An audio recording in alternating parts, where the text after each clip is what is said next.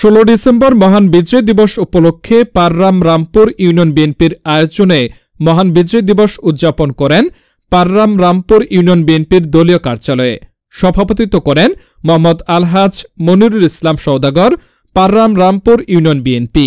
প্রধান অতিথি হিসেবে ভার্চুয়ালি যুক্ত ছিলেন দেওয়ানগঞ্জ উপজেলা ছাত্রদলের আহ্বায়ক সাইদ বিন আনোয়ার সজীব সাহেব। বক্তব্য রাখেন ইউনিয়ন বিএনপির সহসভাপতিবৃন্দ ও সাংগঠনিক সম্পাদক আনোয়ার হোসেন আকন্দ। ছাত্রদলের সভাপতি তাসকিম আহমেদ ফাহিম, যুবনেতা আব্দুল মান্নান, লুলু মণ্ডল, রাশিদুল ইসলাম মিন্টু, মৎস্য দলের এর আহ্বায়ক মোহাম্মদ বিপ্লব হোসেন ও সদস্য সচিব ভুট্টু মিয়া, কৃষক দলের সভাপতি ফারুক মিয়া, সাধারণ সম্পাদক নুর ইসলাম, শ্রমিক দলের সভাপতি মোহাম্মদ বাদশা মিয়া, সাধারণ সম্পাদক শাহানুর। উপস্থিত ছিলেন স্বেচ্ছাসেবক দলের বক্তব্য রাখেন ফরিদুল আলম ও ওহিদুল ইসলাম।